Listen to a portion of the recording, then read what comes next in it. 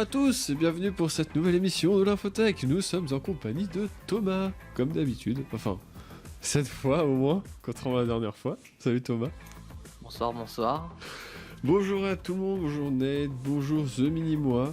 Et bienvenue, alors, vu que vous êtes tous les deux nouveaux, bienvenue sur le live.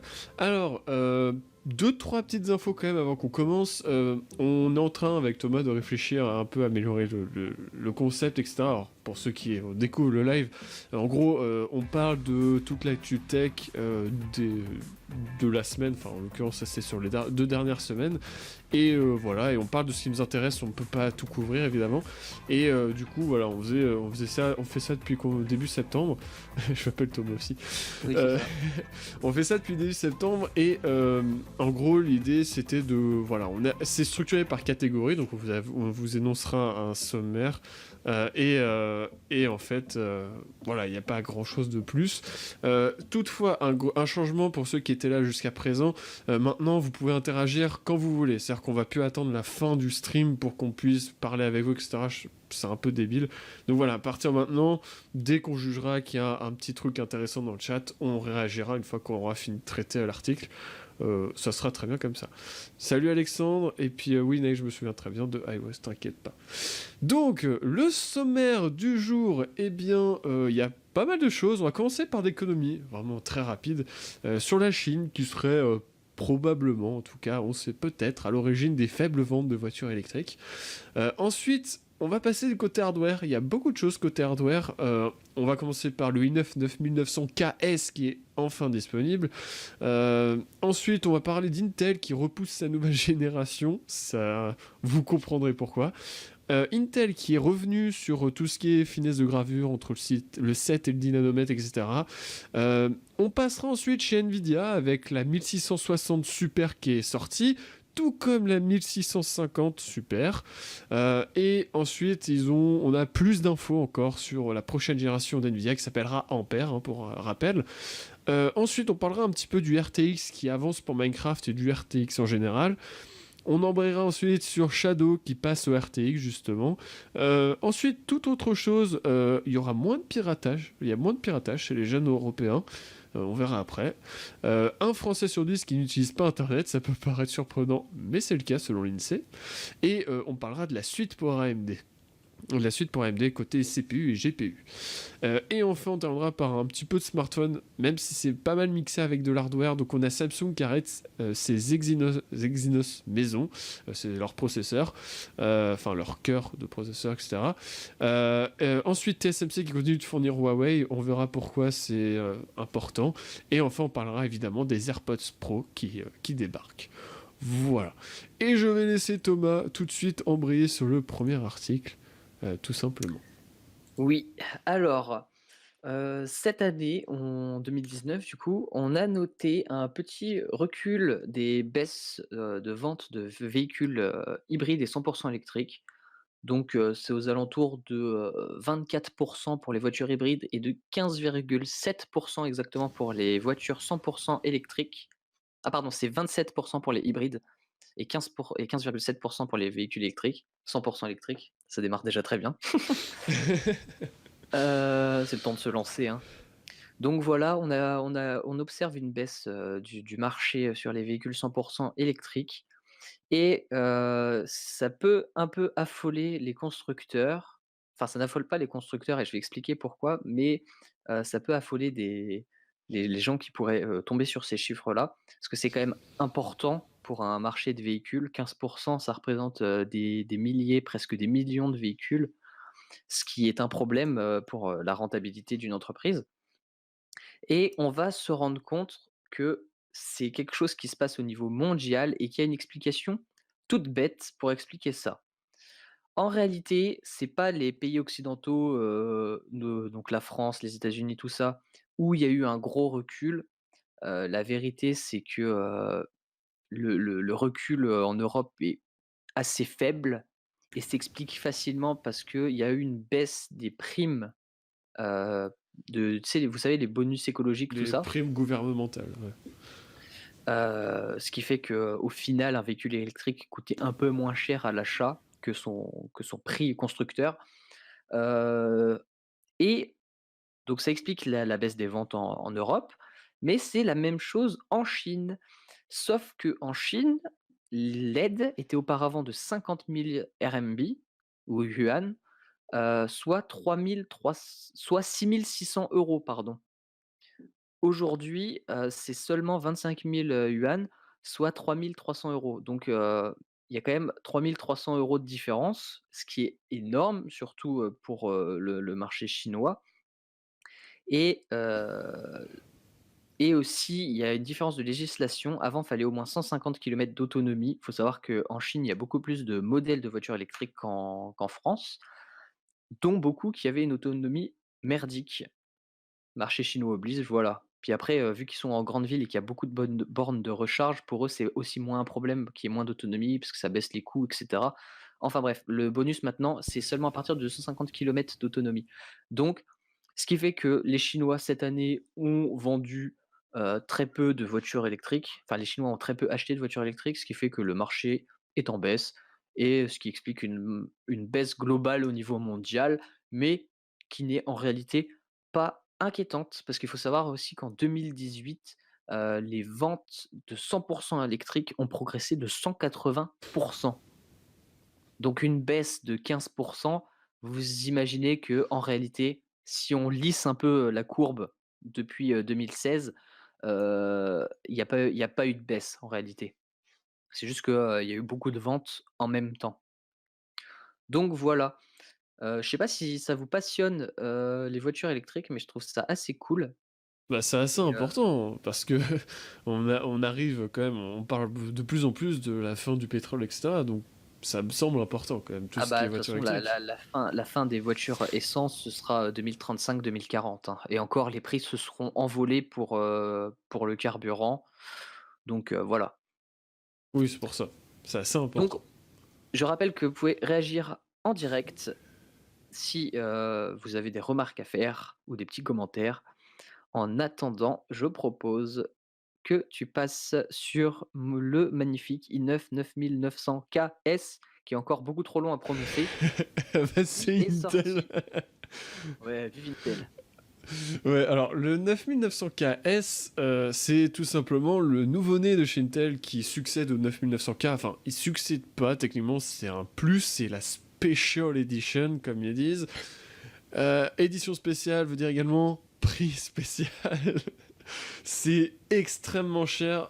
Il faut savoir que ça vaut assez cher. Genre, je sais plus. Alors, là, il n'y a pas les prix sur certains articles. Mais il faut savoir que la version 5 Go, 5,1 GHz, je crois, ou 5 GHz, est vendue 749 $. Tandis que si vous voulez avoir du 5,2 GHz, c'est sur tous les cœurs par contre, euh, c'est un 8 cœurs, ça se trade. La version 5,2 GHz s'est vendue 1199 $. Donc, voilà, c'est pas pour toutes les bourses. Je tiens à préciser aussi que 8 cœurs, c'est trade chez AMD actuellement pour à peu près 300 €. Vous pouvez l'avoir. Voilà. Donc, au-delà de ça, ben, on se demande ce qu'ils font en fait. Alors oui, c'est plus performant, on peut le voir ici, mais vous pouvez voir par exemple que le 3900X, qui est en fait quasiment, enfin qui est moins cher sur que je crois de mémoire, ou qui est très proche en prix en tout cas, bah, est un peu plus performant et le 3900X a 12 cœurs, donc on a plus de cœurs, donc c'est encore mieux pour faire du multitâche. Donc du coup, c'est pas incroyable. Et puis on va voir le 3800X et le 3700X qui les talonnent. Et je rappelle que donc du coup le 3700X par exemple, il est vendu mais vraiment, il est vendu 350 € pour le trouver. Donc ouais, c'est un peu bizarre, surtout qu'on sait qu'Intel doit descendre les prix pour sa 10e génération. On en reparlera après. Mais ouais, c'est un peu bizarre. Bon, je sais pas ce que toi tu en penses Thomas de ce nouveau-né, enfin de ce nouvel arrivant chez Intel. J'en pense que, ça reste trop cher Ah pour oui, les mais c'est produits, Intel, hein. Intel et ils essayent de se sauver, du coulage, si je peux le dire comme ça, qui se prépare devant eux. Sauf que, ça va être compliqué. C'est pas en sortant des processeurs monstres qui vont battre AMD parce que, niveau monstruosité en processeur, AMD est en train de les battre. Honnêtement, là, ça c'est un i9, mais si on regarde vraiment chez les gros AMD, Les les Threadripper, Threadripper, ouais. qui sont censés concurrencer les Xeon, qui coûtent moins cher que le plus petit Threadripper est moins cher que le plus gros i7, en étant, largement supérieur. En allant concurrencer les Xeon. Donc Oui, voilà, non, là, mais je suis en c'est train de clair. peut-être de perdre un peu, les viewers, Et sur, puis, les références, et puis mais ouais. Surtout un voilà. truc, c'est la finesse de gravure. On est encore en 14 nanomètres. Euh, Oui, AMD va passer au 7 nanomètres plus l'année prochaine. Du coup, c'est inquiétant aussi en mode, ouais, bon, on en reparlera un petit peu même après de la l'année finesse. d'après. Ouais, ouais, enfin, ça commence à être un peu flippant. Alors, on va revenir un petit peu sur la voiture, puisque Nate a réagi. Disons que le problème principal des voitures électriques, c'est plutôt d'où provient l'électricité, car c'est bien d'avoir des voitures non polluantes, sauf que si l'électricité qu'on met dedans est polluée, ça devient vite moins intéressant. Bon, après, ça, oui, c'est clair. Alors, c'est là où, c'est pas contre toi, Nate, mais on va, pas trop débattre là-dessus parce que c'est un sujet très compliqué. Les voitures électriques en Chine, je vais pas te mentir, c'est de la merde parce que, l'électricité, chinoise, c'est encore beaucoup de charbon.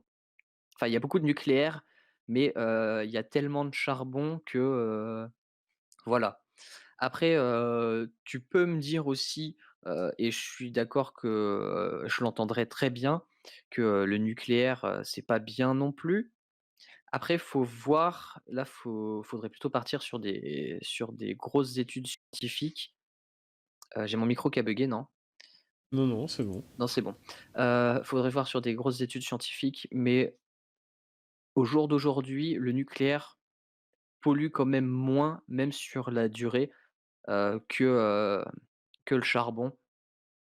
Et c'est là où il y a beaucoup où on peut débattre pendant des heures Ouais, c'est un gros parce débat, que, ça, hein.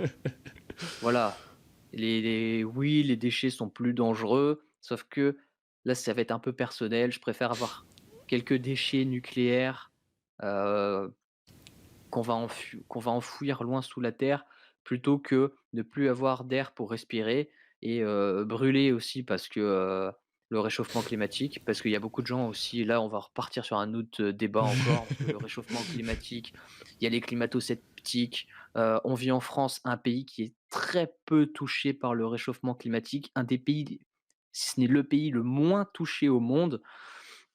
Donc voilà.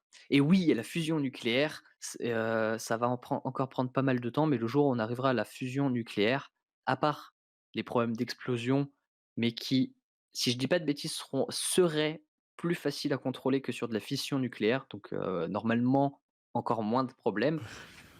Heu, la fusion nucléaire, ça sera un gros soulagement parce que MDR, on met de l'eau de l'océan, ça utilise ce que ça peut utiliser et ça rejette de l'eau. Si c'est pas parfait, parce que, C'est trop parfait, justement. C'est pour ça qu'on galère un peu. ouais, mais après il y a toujours ceux qui vont dire que l'eau qui sort de là, elle est pas, on peut plus l'utiliser, qu'on peut pas la rejeter comme ça dans la nature. Alors si je dis pas de bêtises, normalement on peut. Mais bon, après ça, Ça, c'est un on a autre encore le débat, temps d'en un autre parler parce sujet. que c'est pas encore prêt. Voilà et Totalement. sinon MDR, oui, le 14 nanomètres plus. Disons qu'Intel ne survit plus que grâce au serveur et c'est en train de changer, oui, c'est vrai. Justement, on va en parler. Et en termes de mainstream, depuis Ryzen, ils ont plus le monopole. Bah, AMD est devant, ouais, totalement, c'est vrai. C'est vrai. Mais bon, ça, c'est. Peut-être un jour qu'Intel se réveillera. C'est hypothétique. En tout cas, on va passer au sujet suivant qui est tout simplement justement Intel qui repousse le Cascade Lake X qui est tout simplement sa 10e génération. Alors, pourquoi? Alors, le Cascade Lake X, c'est tout simplement, vous savez, les processeurs qui sont censés être incroyables, moins chers, bien plus performants, toujours en 14 nanomètres, et enfin bref, incroyable. Sauf que ils attendent qu'AMD sorte leur Threadripper 3000, donc qui ne sont pas encore sortis. Et c'est là où c'est assez drôle, parce que pendant longtemps, c'était AMD qui attendait qu'Intel sorte les processeurs pour que eux puissent s'aligner sur les prix d'Intel. Maintenant, c'est l'inverse. C'est Intel qui attend pour s'aligner sur AMD. waouh, ça fait bizarre de dire ça. Genre, il y a encore 2-3 ans, on n'aurait jamais cru que ça arriverait. Donc ouais, ça s'inverse, c'est le monde à l'envers. Et voilà, donc du coup, les Cascade Lake X devraient sortir, enfin au moins devraient être officialisés le 25 novembre, malgré le nombre de leaks mais incalculable qu'on a eu. Euh, et voilà, après, il n'y a pas eu plus d'infos. On sait que ça sera des cartes mères plus chères parce qu'ils ont changé le socket, etc. Enfin, voilà, il y a encore pas mal de zones d'ombre. Alors, si les processeurs sont moins chers, cool, mais si les cartes mères sont plus chères, on sait où Intel arrive à compenser un peu, quoi. Du côté d'Intel, c'est une preuve de leur, nouvelle impuissance face à AMD. On en parle à chaque émission. C'est Ça vrai. ça commence presque franchement, ça commence presque à me saouler de tout le temps dire, tout le temps expliquer à tout le monde que Intel c'est en train de devenir vraiment, nul, qu'ils sont plus du tout dans la course et ils se font bouffer par AMD et là, c'est une preuve flagrante que AMD les a bouffés maintenant, heu, parce que quand même c'est enfin, ça fait quoi? Ça fait 20 ans Ouais, c'est que ça. Intel était pratiquement indétrônable et maintenant, bah, bye bye Intel, hein. Faut laisser la place, aux jeunes concurrents. Bon, jeune AMD, pas une toute nouvelle boîte non plus. Par Oui, mais contre, plus récent qu'Intel, hein. leur architecture est bien plus fraîche. Ça, par contre, c'est vrai. Bah, ils ont su investir et se Ça recommence. Alors c'est bon, c'est juste ton micro qui est coupé. désolé. Heu, Intel se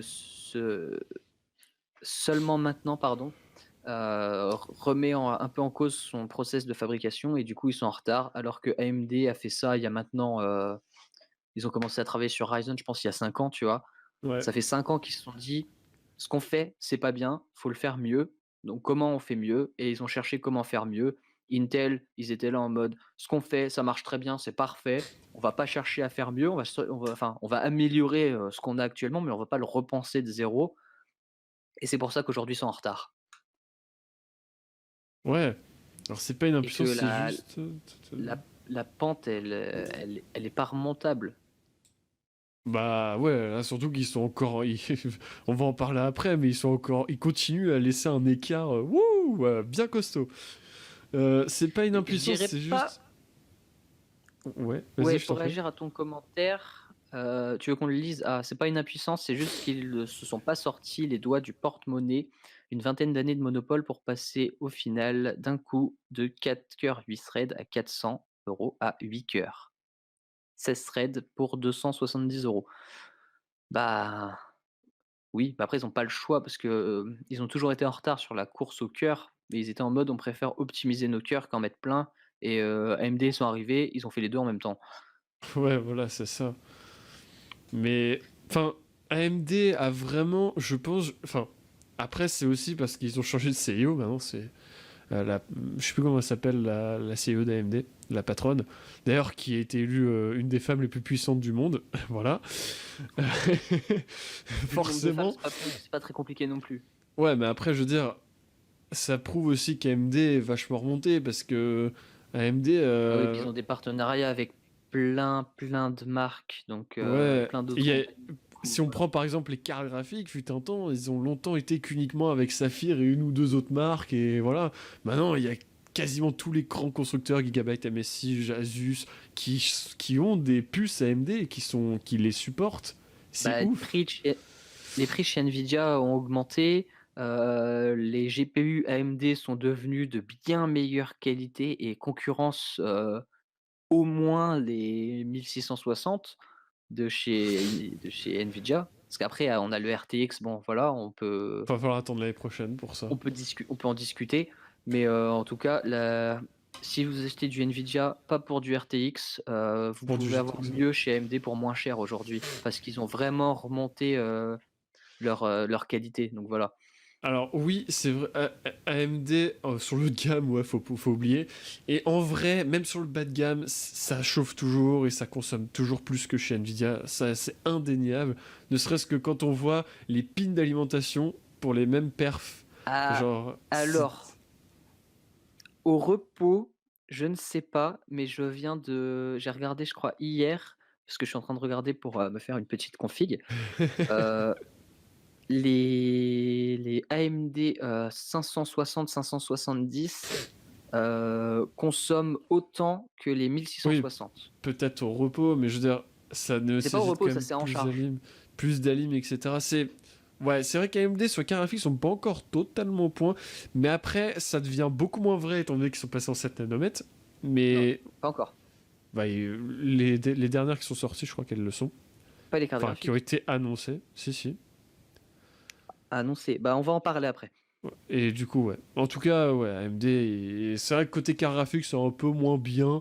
Mais bon, j'ai envie de dire, Nvidia est quand même vachement en avance et ça va être dur de rattraper. Ouais, il me semble que la 5700 elle est en 7 nanomètres, ouais.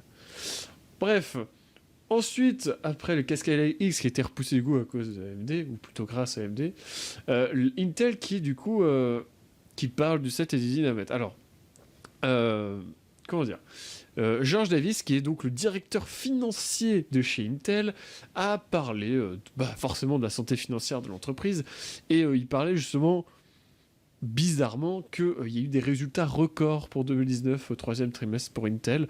Bon après, faut savoir que c'est des résultats records sur les 2 dernières années. C'est-à-dire depuis qu'ils se sont fait un petit peu dépasser par les événements, notamment AMD. Et du coup, il parlait surtout un petit peu du 7 nanomètres, etc. Alors, j'en avais parlé, on en parle depuis quelques émissions, qu'Intel, tout simplement, a fait une croix sur le 10 nanomètres pour passer au 7 nanomètres. C'est effectivement le cas. En fait, ils investissent énormément sur le 7 nanomètres. Du coup, ils sont obligés de grossir leur marge, etc. Alors, c'est un peu du fouillis, j'ai pas tout pigé, etc. Mais en gros, le 7 nanomètres, ils sont obligés d'y passer, sinon, bah, ils sont morts en fait. Et genre, c'est normal. Et donc, on n'aura pas de puce 10 nanomètres desktop grand public. On n'en aura pas. Peut-être. Alors, il y aura des versions mobiles, etc. Mais on n'aura pas de version grand public pour les PC fixes, etc. Mais par contre, on aura du 7 nanomètres. Comme je l'avais dit là, il y a 2 semaines, milieu 2021. Voilà, et d'ici là, AMD aura bien eu le temps de peaufiner son 7 nanomètres avec TSMC et son architecture Ryzen par la même occasion. Donc, on en reparlera. Qu'en penses-tu? Voilà. J'en pense, pas grand-chose. Ah oui, Les résultats, ça se discute. Il doit y avoir des raisons qu'on n'a pas trouvées parce que j'ai essayé de faire quelques recherches pour détailler, ça. C'est très difficile, j'ai pas réussi à trouver, donc peut-être, plus tard. Mais j'y crois moyen quand même. Faudrait voir pourquoi il y a eu cette hausse. et C'est ça qui m'intéresse surtout. aussi un truc, le directeur financier a parlé du succès indéniable d'Epic, donc les processeurs serveurs d'AMD, et il a clairement dit que c'est là où ça fait le plus mal en fait. Clairement, ils ont perdu énormément de parts de marché à cause d'Epic, ou grâce à Epic, ça dépend dans quel sens on le voit. Et du coup, ils ont déjà prévu que dans les 2 prochaines années, ils perdent encore et encore des parts de marché sur ça. Et au final, selon moi, c'est, on va dire, leur dernière part de marché qui leur restait. Parce que, bon, les PC fixes, ils commencent quand même si c'est pas encore totalement flagrant. Je vois, moi, par exemple, en ce moment, je conseille que des Ryzen parce que, genre, Intel est pas intéressant. Et de plus en plus, les PC gaming commencent à comprendre, enfin même les fabricants commencent à comprendre qu'en fait les Ryzen marchent très bien pour du gaming et ça fait économiser de l'argent et c'est l'un dans l'autre et au final Intel est en train de littéralement perdre sur tous les fronts et ouais c'est pas bon pour eux du coup à suivre et vraiment Epic côté serveur ça leur fait mal parce ils avaient complètement le monopole pour le coup il n'y avait pas d'AMD avant. En gros, le dynamètre n'est pas bon car il y a trop de puces perdues lors de leur gravure, donc pas assez bon ratio pour être rentable. Oui, et il y a ça. Et, Oui. et, Et c'est la même chose qui s'est passé avec le 12 nanomètres, quand ils ont essayé de faire du 12 nanomètres et voilà. Et, Et et, c'est et ce on que sait je pas. leur reproche, c'est que AMD n'a pas le même process de fabrication. Ils utilisent pas du tout les mêmes, technologies, la même façon de faire et Intel, ils devraient essayer de faire comme AMD plutôt que de persévérer dans ce qu'ils font déjà, parce que ce qu'ils font, ça ne marche pas. Tu nous as donné l'info, Nate, le ratio est dégueulasse. Ouais, c'est vrai. Et puis, il y a un autre truc, c'est que. euh, Bah, on sait pas ce que ça va donner pour le 7 nanomètres. Enfin, c'est pas rassurant dans le sens de savoir que le 10 c'est le 12, c'est un échec. Ils sont en train de travailler autour du 7. Ouais, ouais, ok, ok. Qu'est-ce que ça va donner? Si ça fait comme le 12 et le 10, bah.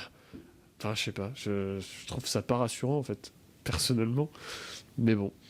C'est presque dangereux au final parce que du coup AMD va reprendre le monopole qu'Intel va avoir et puis on va réavoir une période, cette fois c'est AMD au-dessus et voilà, après les prix, AMD va pouvoir se permettre des choses avec les prix. Alors Intel est quand même pas mal agressif en ce moment, donc ça va, mais le jour où Intel, si Agressif, on... mais quand même plus cher. Oui, oui, mais ils font baisser les prix, du coup AMD a beaucoup moins de marge de manœuvre pour augmenter les siens, du coup ça va. Mais le jour où Intel perd les pédales et arrive pas à faire son 7 nanomètres, là, clairement, AMD, ils vont se donner à cœur joie, quoi. Genre, c'est sûr. Donc c'est dangereux, c'est à Intel va moitié y dangereux. arriver, hein, mais Un jour. AMD, ils ont déjà des prototypes 5 nanomètres fonctionnels. C'est pas pour tout de suite, on en reparlera après. Et ah oui, c'est vrai Ah qu'on OK, retrouve, mais on retrouve de l'AMD dans les PC portables. Et ça, c'est vrai, ça manquait. Genre aujourd'hui, il y a plein de PC portables qui sortent avec des puces Ryzen mobile. Et en plus, les puces Ryzen oui, mobile, elles sont très bien. elles sont excellentes et je peux même rajouter quelque chose parce que, j'ai mon frère qui a un Ryzen, un APU Ryzen. Heu, Non seulement le CPU, i vraiment, il est pas piqué des hannetons, c'est vrai, il est vraiment excellent, mais en plus, la le chipset graphique qui te mettent, on peut même presque dire GPU, qui te mettent dans ce PC, il est incroyable, digne de l'entrée de gamme de chez Nvidia. Et on parle d'un APU. Soit dit en passant, là où Intel dépense énormément d'argent pour faire de bons chipsets, AMD, encore une fois, a plus que défoncé Intel. Mais là, je pense qu'on parle beaucoup tout le temps du CPU, mais les Les GPU ap- intégrés, on n'en parle jamais, mais c'est encore pire. Ah ouais, Parce que c'est beau. C'est ils font beau. des, G- ils font des GPU intégrés équivalents, je dirais pas équivalent à une 1500 une 1650 ou une 1050 pour des trucs un tout petit peu plus anciens, mais presque, tu vois. Ouais. Pas loin des 1050 Et pour un prix surtout, encore plus défiant toute concurrence, quoi. ça consomme moins, puisque c'est tout en un. Du coup, ça Oui, consomme moins. Genre, c'est que du bénéf. Donc, ouais, c'est assez fou. Ils peuvent pas voilà, qu'investir dans une nouvelle technologie comme celle de TSMC, ça coûte beaucoup plus cher que de forcer pour réussir une fenêtre gravure avec 5 ans de retard. Ouais, mais genre, ils perdent la part de oui et marché. Du coup, ça se compenserait. Je sais pas. oui et non. Le truc, c'est que, dans un cas comme dans l'autre, il y a un risque qu'ils s'en sortent pas et qu'ils coulent. Après, quel est le Quel est le mieux comment dire? entre les deux? Quelle Quel est est la le meilleure mieux? solution? C'est une question très compliquée, heu, c'est très compliqué d'y répondre parce que si eux, ils nous disent que ça leur coûte trop cher d'essayer de faire comme TSMC pour faire du AMD, est-ce qu'on peut les croire déjà?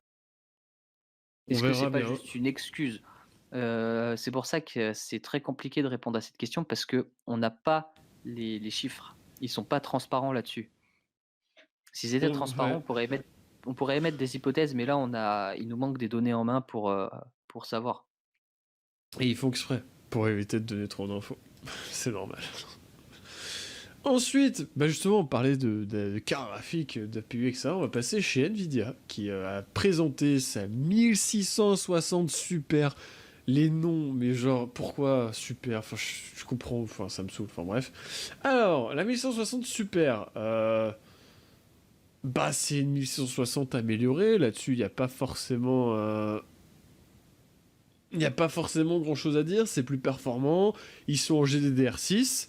Les anciennes gens c'était en GDR5, enfin la 1160 non super était en GDDR5. Et puis oui, bah c'est un peu mieux, il y a les perfs meilleurs, je crois de l'ordre de 50%, voilà. Là il y a un bon comparatif, donc on va chercher à 50%, c'est 1660 bien, hein. super. Euh, qui est là. Bon bah au final on peut voir, au final il y a un... Ça c'est le bruit, ouais, c'est les nuisances sonores. La conso électrique, est-ce qu'elle est meilleure? À mon avis ça doit consommer un peu plus. Ouais, ça consomme à peine plus, ça consomme 10 watts de plus, 15 watts de plus. Et, euh, et si on regarde un petit peu les performances en jeu, donc là on va checker là-dedans. Voilà, donc là on a la 1160 qui est ici, qui avait un score de 90, et là on est à 100. Voilà, on a 10 points de plus. Donc voilà, en sachant que, et c'est là où je voulais en venir, la 1660 Ti est à 102 points. Alors là, bon, je sais pas, ça a été testé sur quel jeu, ça doit être écrit quelque part, mais il faut savoir que aujourd'hui, la 1660 Super est vendue moins cher que la Ti pour, je crois que c'est l'ordre de vraiment, bah, là c'est très explicite, de 2%, de 2-3% d'écart de perf. C'est ridicule. C'est-à-dire qu'aujourd'hui, il vaut mieux Ouais. acheter une 1660 Super qu'une 1660 Ti. Sauf si vous avez une 1660 Ti au prix d'une Super. Ce qui devrait être à terme le cas, puisque s'ils Non, équilibrent je les prix. suis pas d'accord avec toi. Je vais m'expliquer. La présence de la GDDR6, on s'en rend pas compte, mais c'est ça qui change le game. S'ils nous faisaient une 1660 Ti Super ou Super Ti, je sais pas dans quel sens on pourrait le mettre, du coup en GDDR6, elle serait plus puissante. Il y a un truc qu'on n'a pas dit pendant quelques années, sur, la GDDR, la RAM intégrée au GPU, c'est que, on a presque atteint la limite des bus. Donc les bus, c'est ce qui transporte les données. Celui de la GDDR5 est, limité, d'où le passage en GDDR6. Ce qui fait en GDDR6, c'est comme quand on passe, un SSD alors qu'on avait un disque dur à plateau, on est plus limité par, le fait que notre disque est lent. Bah, là, c'est pareil, les GPU, grâce à les GDDR6, ne sont plus limités à cause de leur, problème de lenteur mémoire. C'est pour Alors, ça qu'il je y viens a de eu vérifier, hein, je te coupe, mais la 1660 Ti est bien en GDDR6 déjà. Hein. du coup, c'est de la merde. Mais, OK, mais, OK, du coup, je savais pas, heu, bah, du coup, en fait, il y a aucun intérêt d'avoir l'une ou l'autre.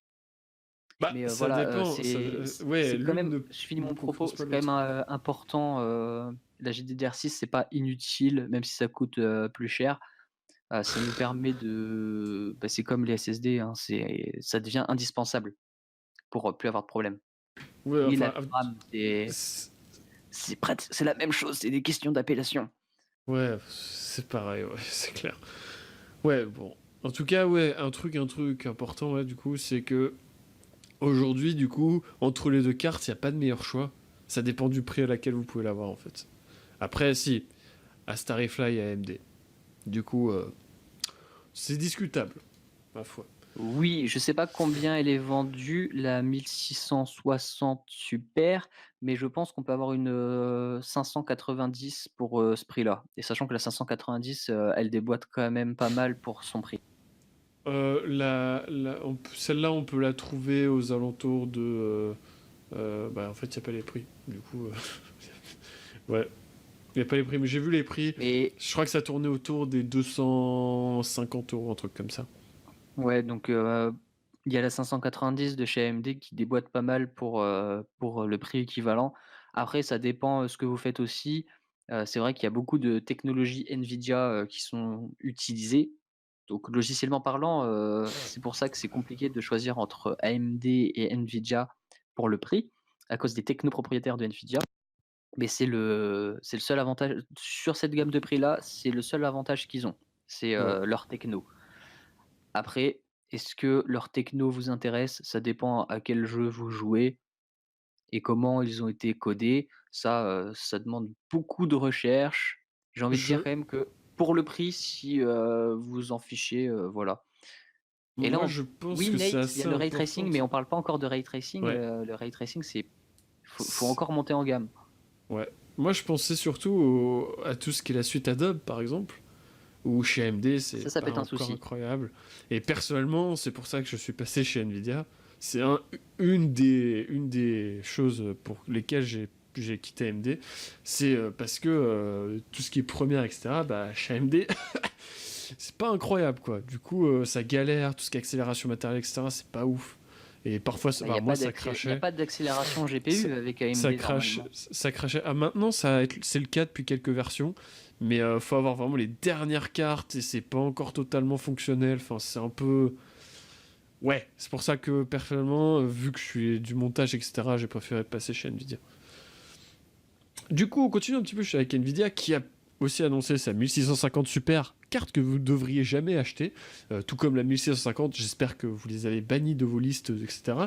C'est les deux cartes les moins intéressantes qui existent sur le marché, je pense. Personnellement, j'ai jamais vu des cartes aussi peu intéressantes. Le rapport qualité-prix est pas du tout bon. En gros, pour le prix d'une 1650, j'ai pas regardé encore pour les super, mais les 1150, chez AMD, vous aviez, je crois, 50 ou même quasiment deux fois les perfs. Enfin, genre, ça sert à rien. Et elle est pas du tout bien placée. Et je comprends pas l'intérêt de cette carte-là, en fait, genre de base.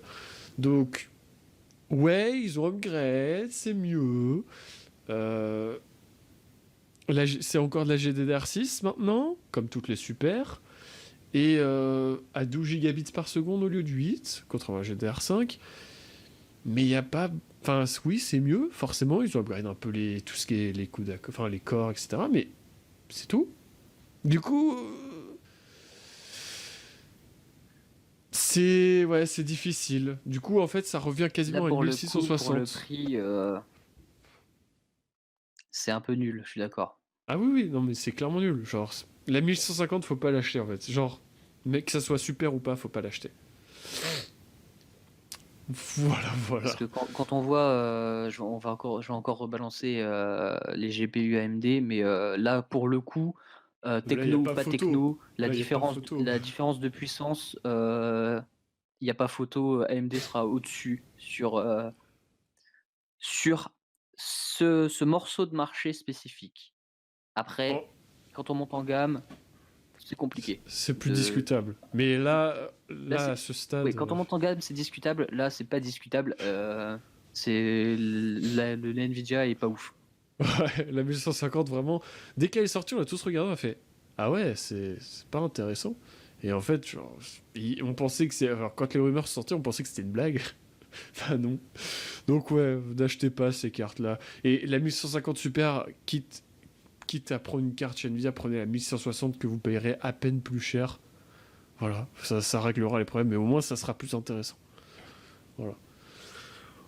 Voilà, alors, j'ai testé le RTX avec une 1066 Go sur Call of Duty Modern Warfare, ok, et je le fais quand même tourner à 7-10 FPS. Ouais, ça manque les cœurs qui sont dédiés hein, quand même. Ah oui, ils sont pas là pour rien, hein. J'ai J'en pas ai encore parlé vite fait testé. avec lui en commentaire. Ouais. J'ai pas encore testé moi, avec ma RTX 2060, j'ai pas encore testé. Faut que je l'installe, parce qu'en plus Call of on l'a gratos, du coup, faut que je l'installe. Voilà, on continue avec Nvidia toujours, et cette fois-ci on va parler du futur, ah oui enfin, avec l'architecture Ampère. Donc Ampère sera une architecture en 7 nanomètres, ça j'en avais parlé dans la dernière émission. Toutefois on a eu quelques petites mises à jour, notamment que du coup oui effectivement le 7 nanomètres permettrait d'augmenter le nombre de coups d'accord et de RT core, et du coup ça permettrait de jouer plus facilement avec du RTX, etc., etc. Bon voilà, ça c'est logique. Toutefois, il y a des trucs assez intéressants, c'est que les fréquences d'horloge devraient augmenter de 100 à 200 MHz, c'est pas mal, et surtout, les prix devraient être inférieurs au prix des RTX 2000, donc celles actuelles, à leur sortie. Aujourd'hui, on peut avoir des RTX 2060 autour de 300 euros, parce que il y a les 2060 Super qui sont arrivés. J'ai pris si vous avez vu ma vidéo, j'ai une 2060 normale, et genre, je l'ai payé 300 euros. Et c'est un bon modèle avec deux ventilos bien refroidis de chez Gigabyte. Donc, Ouais, ça veut dire que quand elles vont sortir la nouvelle génération, il y a intérêt à ce que ça soit intéressant. Toutefois, si le prix est vraiment inférieur à la génération actuelle à leur sortie, ça peut être très intéressant. Donc à suivre. Voilà. Je sais pas ce que t'en penses, mon cher Thomas, mais... Bah, j'ai rien à dire, ça reste, un peu des rumeurs. On attend à voir, ce qui arrivera, dans plus avec plus d'exactitude. Mais, de ce que disait Nate, dans les commentaires, il y aurait 2 fois plus de RT Core. Heu, Moi, je C'est... pense que on a vu des benches et enfin, j'ai vu des benches passer et effectivement, il y a pas assez de RT Core pour vraiment faire du ray tracing à l'aise. Du coup, ça me paraît pas improbable Et de on mon parle de mon de côté. 40, en 40% et pas exactement deux fois plus. Mais bon, 40% 40, de bah, c'est plus. loin de 2 fois plus, tu vois? Et je trouve que c'est pas suffisant. Donc bon, là encore les articles se contredisent. Toi, tu as un truc assez récent. Du coup, je ne sais pas, Ouais. lequel, vaut le mieux, mais Après, encore une fois, on a la 40, je suis grave... pas sûr que ce soit suffisant. Pour en avoir discuté avec quelqu'un qui fait vraiment du développement de jeux vidéo, c'est à Ouais, voir. c'est clair. Après, on parle du 7 nanomètres. Donc, quoi qu'il arrive, ça sera mieux dans tous les cas. Mais ouais, il faut qu'il y ait un bol écart parce qu'on a eu les super qui ont remonté un peu. Du coup, s'il n'y a pas une vraie évolution avec un vrai écart de perf, selon moi, la prochaine gen ne servira à rien. Du coup, voilà. Ensuite, nous Oui, passons. Ah, du coup, on peut continuer un petit peu dans le RTX Nvidia aujourd'hui. Avec la version. On a oui, un peu beaucoup. plus d'infos sur la version Ray Tracé de Minecraft. Alors, je prends Minecraft parce que je suis tombé sur cet article. Mais voilà, c'est pour parler un petit peu globalement des RTX en soi. Alors, on avait fait un bilan dans une. Je crois que c'était l'émission 6 avec toi. Sur ouais, les RTX avec tout ce qui est nouvelle tech, etc., qui sont arrivés dedans, qu'on ne pense pas forcément. Mais en fait, ce qu'on disait aussi, c'est qu'il y a très peu, voire pas beaucoup, de jeux qui supportent le RTX. Alors, il y a eu beaucoup de promesses, il y a aussi beaucoup d'attentes. Alors là, récemment, il y a eu le dernier Call of Duty qui le supporte. On a Minecraft donc, qui doit arriver, qui est assez sympa. Cyberpunk 2077 qui doit aussi avoir ça. Mais en tout cas, tout ça, c'est pour le futur. Et au final, on se rend compte que ça fait un an maintenant qu'on a le RTX et qu'il y a quasiment rien. Et c'est un peu triste. Je trouve que ça a été très long à se mettre en place. Et alors oui, il faut le temps que les jeux supportent, etc. Mais c'est assez triste. Et du coup, au final, 2020 sera peut-être l'année du RTX. En tout cas, l'année où le RTX va vraiment commencer à prendre de la place. Parce que cette année, il n'y a rien eu.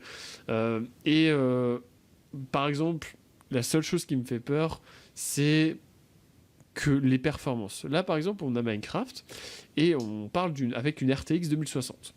Et en gros, une RTX 2060, pour faire tourner Minecraft avec du ray tracing, devrait suffire pour du 1080p 60 Hz, donc 60 FPS. En... Enfin, c'est ce qu'espère l'équipe de développement qui est chargée d'appliquer ça. Donc c'est pas... Ouais, c'est 60 FPS avec une RTX 2060 en 1080p, ça reste pas incroyable. Toutefois, ça reste cool. Mais Minecraft n'est pas un jeu ultra gourmand. C'est pas un jeu avec des textures ultra compliquées. Alors le RTX va le faire, va complexifier tout ça. Mais du coup, ça laisse présager des trucs flippants pour les jeux qui seront plus complexes, notamment sur tout ce qui est polygone, etc. Voilà. Voilà, donc oui, ce qu'on disait, il y a quelques semaines, c'est, les développeurs, ils ont un pas trop mal taux d'intégration des nouvelles techno hors ray tracing, fournies avec les RTX, mais le ray tracing en lui-même est peu, utilisé encore. Ça s'explique très facilement, les jeux dont le développement est déjà, un peu avancé, heu, ils n'ont pas forcément le budget de se dire: «Bon, faut qu'on reprenne, ça en main et qu'on ajoute le ray tracing». Hem Les jeux qui sont en fin de développement ou qui viennent de sortir, Les développeurs, ils ont pas envie de ils ont peut-être pas le budget non plus de repasser derrière tout pour, rajouter du ray tracing, sauf s'ils ont vraiment du gros budget, mais ça, c'est assez rare et au final ce qui les intéresse, ce qui va plus les intéresser, c'est de les nouveaux jeux, du coup, qui sortiront dans genre 2 3 ans, là, d'intégrer le ray tracing en vraiment faisant un développement propre. Mais du coup, ce que je viens de dire, un jeu, c'est long à développer, donc il y en a encore pour allez, pour ceux qui ont vraiment commencé au début du ray tracing, il y en a encore pour 1 an pour vraiment avoir, plus de jeux qui supporteront le ray tracing. Mais sinon, Ouais, voilà, ça va encore prendre quelques années. Après, honnêtement, AMD va commencer à supporter le ray tracing d'ici l'année prochaine normalement, enfin c'est vrai. dans le courant de l'année prochaine. Je pense que d'ici 5 ans, le ray tracing sera devenu je vais pas dire sera vraiment devenu la norme parce que, pour l'entrée de gamme, je sais pas comment ça se passera, mais, il y aura beaucoup plus de ray tracing, ça c'est sûr. Ouais, et du coup, vu qu'AMD va arriver aussi, ça va forcer un peu aussi tous les devs à y passer. Parce que plus de monde auront la possibilité de l'avoir. Et ça Après la sera question c'est intéressant. comment est-ce qu'ils vont l'intégrer? Parce que ce sera peut-être pas, c'est ce que je dis aussi souvent, Nvidia donne de très bons outils, logiciels, ce qui fait que l'intégration ray tracing, elle est pas très difficile. Le moteur Unreal Engine qui est très utilisé sur le marché des jeux vidéo, supporte déjà totalement le ray tracing. Après c'est, voir comment AMD va faire ça, parce que ce sera peut-être plus difficile à intégrer. Si la team de Unreal fait ça, il y aura pas de souci pour les utilisateurs d'Unreal. Pour les autres, ça va être plus compliqué, Ça a affaire à suivre, notamment quoi. Hein. Minecraft, par exemple. Oui, ouais, c'est clair, Minecraft, ouais. Bon, ça a bien avancé, hein. On en attend pour courant 2020. Donc ça peut arriver vite. C'est pour ça que je dis 2020, ça va être probablement une année où on va en entendre parler du RTX dans les jeux. Ah bah, clairement, ça fera 2 ans que le RTX aura vraiment été lancé, si je dis pas de bêtises, tu peux me reprendre Ça a été et lancé il y a un an. Là, quasiment. voilà, donc ça fera quasiment 2 ans, Fin l'an 2020, ouais. prochain. Ouais. Du coup, oui, ah oui, c'est vrai qu'on avait fait l'émission pour les 1 an du Rate vrai. Enfin du RTX. Du coup, ça me paraît pas improbable que l'année prochaine, ça fera 1 an et demi, 2 ans, là les développeurs, auront eu le temps de taffer sur des trucs. Donc Ouais. ça me franchement, oui, ce sera l'année. Après je pense que 2021-2022, ce sera encore plus grosse explosion. C'est ce que je disais, un peu plus tôt. Là, ce sera vraiment, un truc de ouf. Le jour où toutes les cartes graphiques feront tourner le RTX, sachez-le, sera un bon monstre pour les développeurs car ça permet de raccourcir un max de temps de dev. En gros, sans RTX, les devs doivent mettre des lights un peu partout pour garder la lumière propre. L'avantage du RTX, c'est que les devs auront juste à mettre les vraies lumières sans ajouter d'autres. Du coup, c'est un gain monstrueux de temps. Alors pour le coup, je sais pas plus que Je suis ça. pas sûr je suis pas sûr d'avoir bien compris ce que tu as dit parce que pour savoir un peu comment ça marche, là, l'idée, c'est que les devs mettent la light, elle est calculée dynamiquement, c'est un peu chiant, il y a pas de système de ray tracing parce que, les calculs seraient monstrueux. Hem, Après, ce qu'ils font, c'est que le jour où ils sortent vraiment le jeu, ils font un calcul de la lumière, ce qui fait que la lumière n'est plus calculée à chaque framerate, mais elle est calculée une fois pour toutes et appliquée sur la texture et du coup, c'est une grosse triche, mais ça économise pas mal de perf. L'idée avec le ray tracing, c'est que on pourra laisser la light enfin, on n'aura pas besoin de la calculer. Elle sera calculée à chaque frame et vu qu'elle est calculée, avec des cœurs spéciaux, d'où les RT Core dans les cartes graphiques, RTX de Nvidia. Là, c'est moins un problème niveau performance. Mais du coup, ce que tu dis que c'est un gain monstrueux niveau temps, je suis pas forcément d'accord. Après, on pourra en rediscuter, je peux en discuter avec j'en parle assez régulièrement avec quelqu'un qui maîtrise vraiment le sujet. Je pourrais lui demander si vraiment il y a une différence niveau temps, mais je suis pas sûr pour, ce qu'il m'a déjà expliqué, donc à voir. Tout à fait, exactement. Bon, on embraye, on continue. Parce qu'il y a quand même beaucoup d'articles encore à voir. Et justement, on continue dans le RTX, mais cette fois-ci, on va parler du RTX grand public. Et on va parler de Shadow, qui passe au RTX et qui, par la même occasion, casse les prix.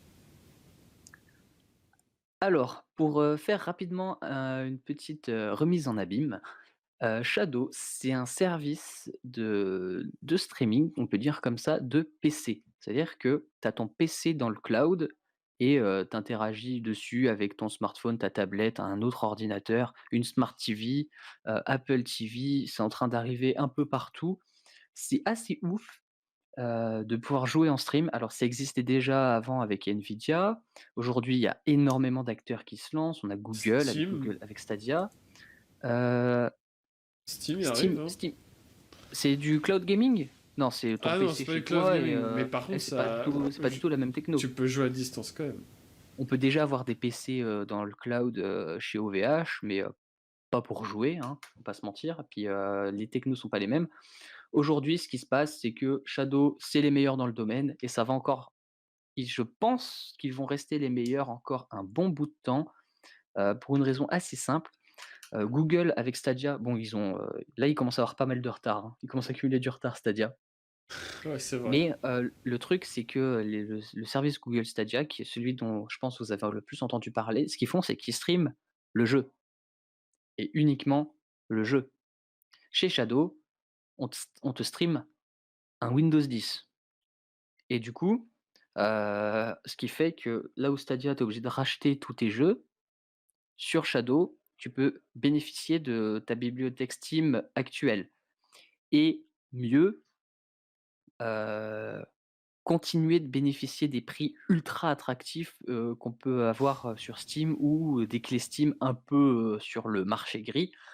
Mais voilà, donc honnêtement, c'est méga intéressant. Ce qui se passe, cette année, c'est que enfin, on peut précommander et c'est livré, courant février.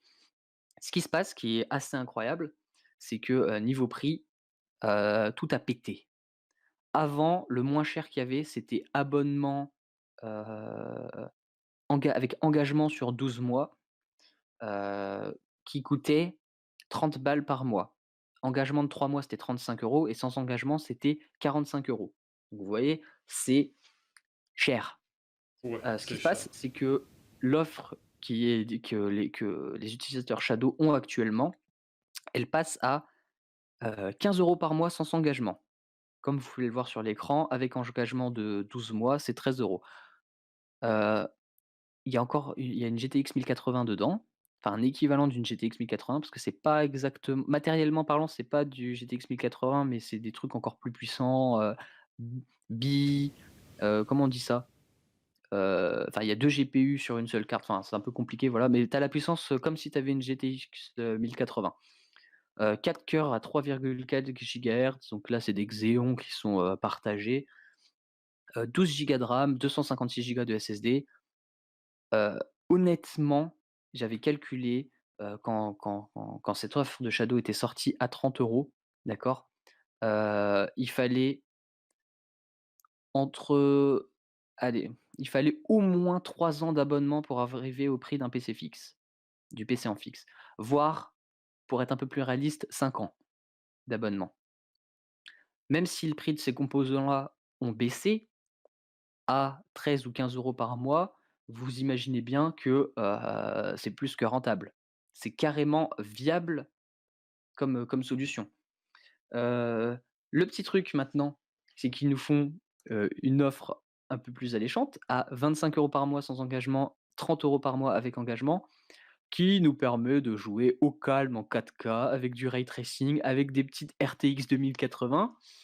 16 gigas de RAM, je pense que, on peut pas mettre moins si on veut jouer en 4K et 512 gigas de stockage, 256 en SSD et 256 en SSHD. Donc c'est du disque à plateau avec, gros cache. Heu, pareil, avec une RTX 2080, vu le prix de la 2080, c'est ultra intéressant et ultra agressif comme prix.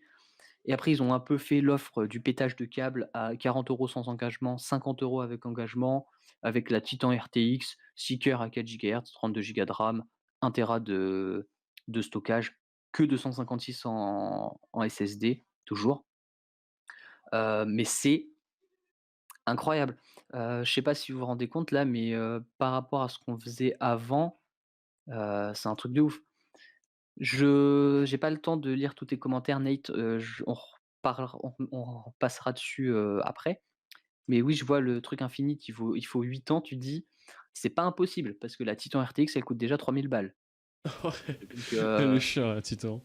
à 40 € par mois, même à 40 € par mois, pour atteindre les 3 000 balles, faut déjà y aller.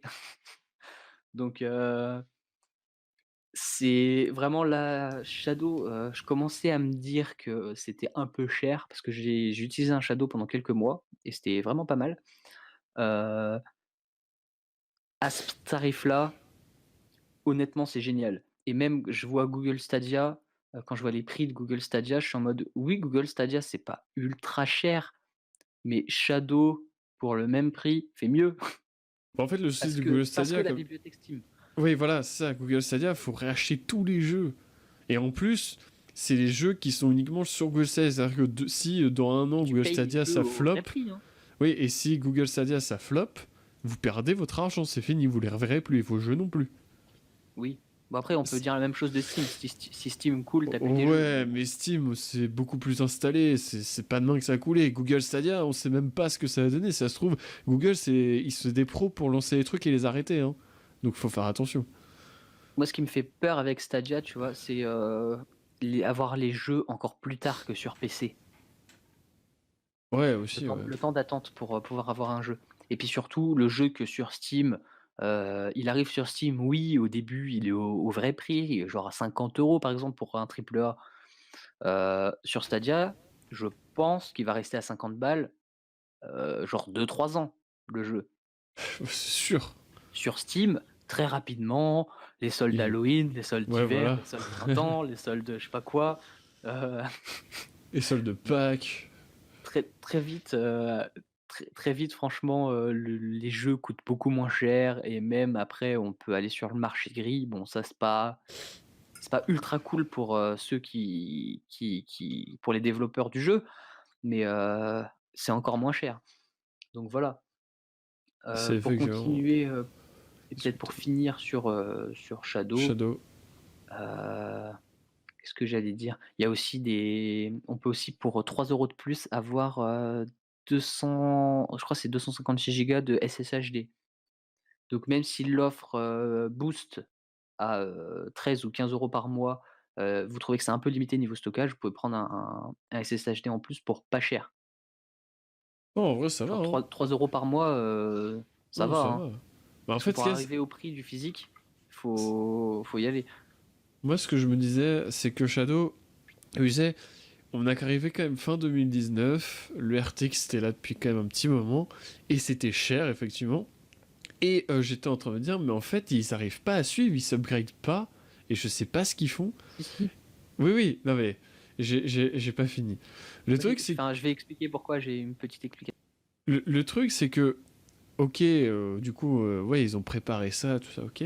Mais surtout, le fait ils aient plusieurs offres, selon moi, c'est une des choses qu'ils auraient dû faire assez vite. Bon, là, ils ont pu étendre leur parc, etc. Je pense que c'est plutôt ça l'intérêt. Et puis, ils ont leurs anciennes configs qu'ils peuvent du coup mettre aux versions les moins chères, du coup. Et du coup, ils peuvent se permettre de faire des plus grosses, etc. Enfin bref. Mais c'est beaucoup plus intéressant maintenant d'aller chez Shadow dans le sens où il y a plus de choix, on peut en avoir pour moins cher si ça nous suffit, parce que jusqu'à présent, les PC Shadow étaient très bien, mais ils étaient quand même vachement chers, et peut-être un peu overkill pour certains, ils avaient peut-être pas besoin d'autant. Alors que là, on a plus de choix en fonction de nos utilisations, etc. Même si honnêtement, déjà, l'offre Boost est vraiment excellente, voilà, ça discute après. Pour revenir, ce que tu disais, que j'ai peut-être dit, je crois sans faire exprès, c'était pas que c'était cher, c'était que leur politique, c'était d'être accessible et que, en réalité, à 30 € et plus, par mois, c'est pas cher par rapport à si on achetait nous-mêmes le PC. Le souci, c'est que c'est pas si accessible que ce qu'ils nous vendaient. De la façon dont ils nous le vendaient, pardon. Là, je suis désolé, c'est vraiment ultra accessible, ces données. Ah oui, Heu, oui, c'est clairement ce que je disais. Je dis maintenant, c'est très intéressant. Avant, j'avais plus de mal avec ça. pour le prix d'un Netflix, on a un méga ordinateur, et oui, sur ce que tu disais par contre, quand je l'avais, c'était overkill pour moi. C'est là où ça se discutait que si j'achetais un PC, qui réponde, juste à mes besoins, j'en avais sur allez, je pense que sur 2 ans, je pense que, je rentabilisais mon PC par rapport à Shadow. Ah oui, Donc c'est pour ça que ça se discute. Honnêtement, allez, je pense, j'ai joué à Assassin's Creed par exemple, jouer à Assassin's Creed avec tous les effets au max à 100 FPS, je m'en fous. Bah, déjà 100 FPS, je suis pas un hardcore gamer, tu vois? Genre 100 FPS de toute façon, via stream, vu que c'était un stream pour, pas avoir de soucis de connexion, je crois que j'étais en 30 ou 60 FPS, peut-être 60, ça dépendait, de où je me trouvais et de l'état de la connexion le jour où je l'utilisais parce que, ça dépend aussi un peu de votre connexion tout ça. Quand j'avais un peu de ping, je descendais le framerate, voilà. Mais voilà, après en pas besoin d'avoir plus que 60 FPS de toute façon parce que tu ne verras pas plus que 60 FPS, vu que ça passe via internet. Donc c'était overkill. C'est ça que je dis. Même la 2080 là, c'est overkill. Tu me mets une 2060, moi je suis refait, hein. Tu vois ce que je veux dire? ouais, je vois ce que tu veux dire. Surtout par rapport à ce que tu as actuellement. Oui, non mais c'est pas ça que je voulais dire, mais tu me mets une Oui, 2060 oui, non, mais au c'est au lieu vrai, de la ça suffit 2080, amplement. moi je suis déjà refait. C'est ça que je veux dire. Mais déjà, une Heu 1080, genre, c'est Parce très que la bien. 2080, la 2080, je vais jamais l'exploiter à fond. Ou alors je vais l'exploiter à fond, mais je ne verrai pas réellement, le résultat de cette exploitation de malade. Après c'est sûr que, quand il y a un petit drop de frame, tu le vois pas le drop de frame. Mais bon. On verra Après, bien. là je vois Nate ton dernier commentaire, c'est dommage car 60 FPS c'est cool, mais 144 c'est bien aussi. Shadow en bêta et en interne, là, logiciellement parlant, c'est pour ça que je dis qu'ils sont quand même très en avance et qu'ils vont être difficiles à détrôner. Le 144 FPS, ils savent le faire. C'est pas encore déployé pour le public, mais ils savent le faire. Tout comme le multi-écran, c'est en cours de test. En local, ils sont capables de faire du très bon multi-écran. Chez les utilisateurs, en bêta, on peut faire du multi-écran, mais il faut plusieurs appareils. Ça, c'est relou. Genre, ta télé, ton PC, exemple, une télé connectée et un PC, par exemple. Ce qui fait que c'est un peu relou. Mais je pense qu'à terme, le vrai multi-écran sur un seul appareil arrivera. Et c'est là leur grande force quand même. Ils sont capables de faire des trucs. Et voilà, ça met du temps à arriver, c'est normal. Je disais aussi, tu l'avais dit Jérémy, ils ont mis du temps à passer au RTX. Il y a une raison, leur parc d'utilisateurs grandit à une vitesse hallucinante. Ils ont du mal à gérer ça. D'ailleurs, ils ont officialisé un partenariat avec OVH. C'est-à-dire que OVH va monter des PC Shadow chez eux pour les utilisateurs Shadow. Donc, sachant qu'OVH, il y a des data centers un peu partout dans le monde, ça va permettre d'exporter plus facilement Shadow et etc. Et d'avoir une infrastructure réseau meilleure. Heu, un autre truc aussi, c'est enfin, là, ce qui va se passer du coup, c'est que pour ceux qui ont actuellement une offre Shadow, ils vont passer au prix Boost. Ils vont garder leur offre. Ils vont pas migrer vers Ultra ou vers Infinite. S'ils veulent migrer, faut faire, un nouvel abonnement. Leur ancien abonnement, bien sûr, il est annulé, c'est normal. Et voilà, faut qu'ils fassent une demande. Sinon, ils passent automatiquement au nouveau tarif. Bon, je suis pas sûr que, ça dérange beaucoup de monde de passer Et au moins nouveau tarif, quoi.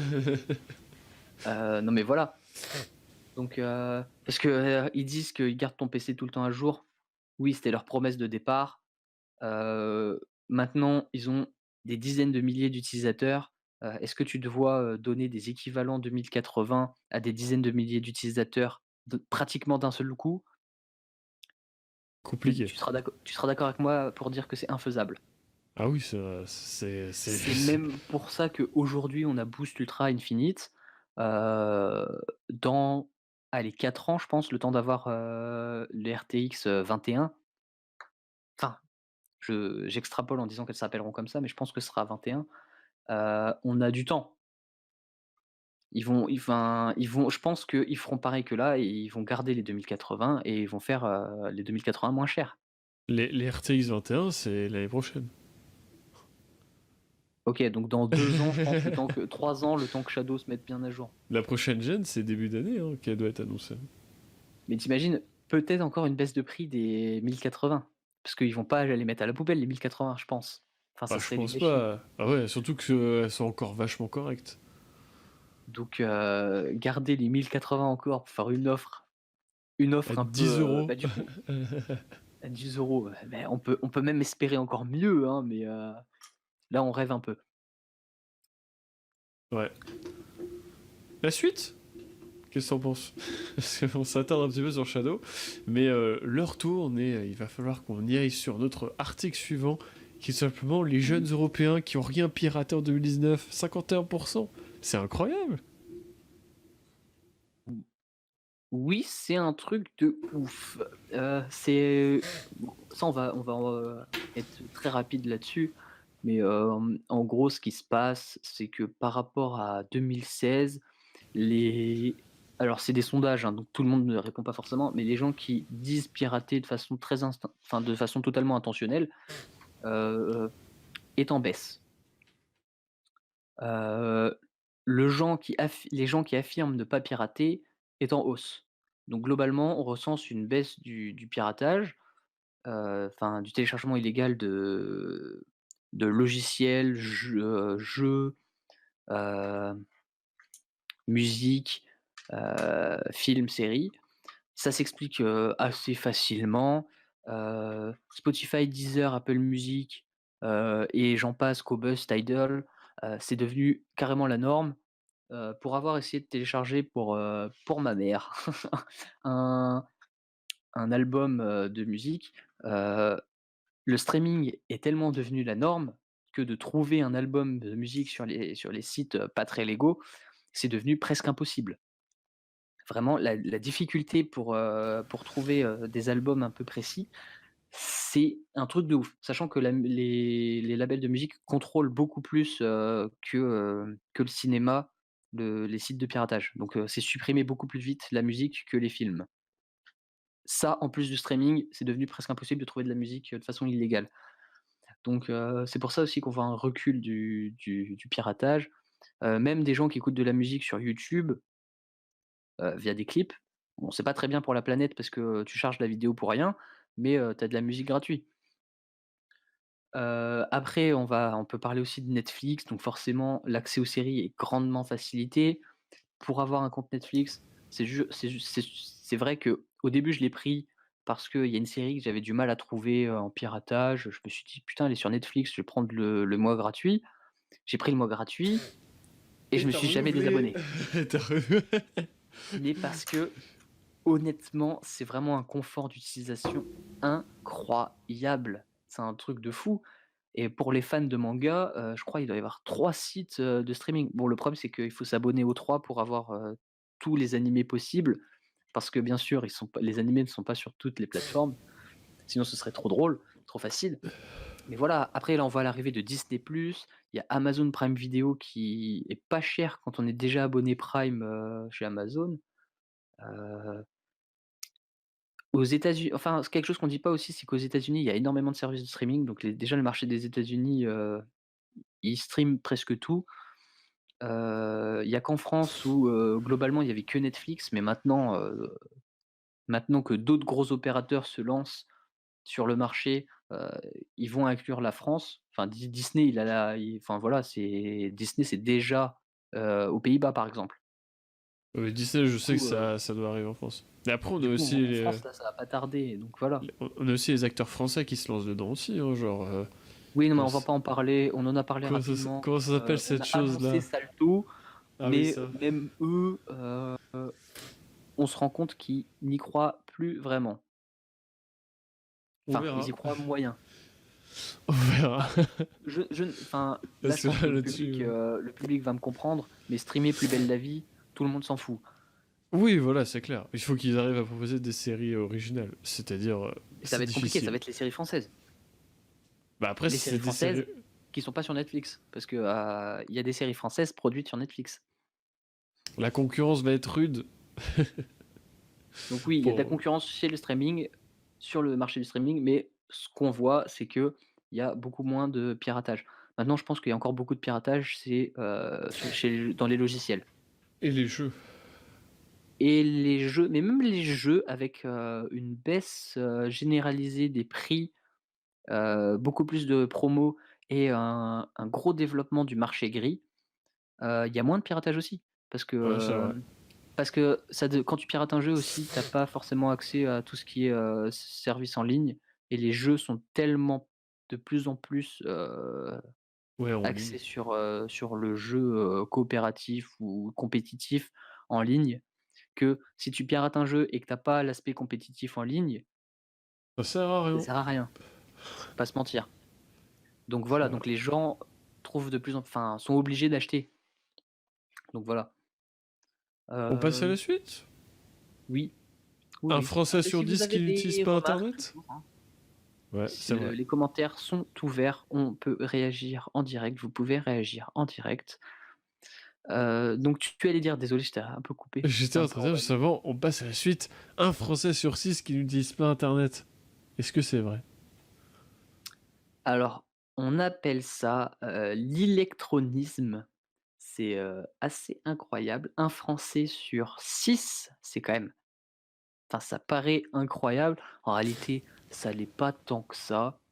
On prend des personnes assez âgées, ils font pas forcément sur internet. J'ai rencontré déjà, je le connais, c'est pas vraiment vrai, enfin, c'est pas totalement vrai, mais j'ai rencontré des personnes qui, ont 30-40 ans et qui ne vont jamais sur internet. C'est un truc de malade, quand même. Parce que je vois quand même que j'ai une grand-mère, qui a mis, 25 ans avant d'aller pour la première fois sur internet, mais a fini par le faire. Et il y va assez régulièrement. Bon, c'est pour lire son journal, tu vois? Mais, il y a du progrès quand même. C'est Internet quoi. Moi, j'ai Et des grands-parents mes grands-parents qui ne vont pas sur Internet, qui n'utilisent pas Internet et qui n'ont pas de box, qui ont rien. Ils veulent pas. Voilà. ouais, ils sont réfractaires au changement, ils ont pas forcément envie de se mettre à ça.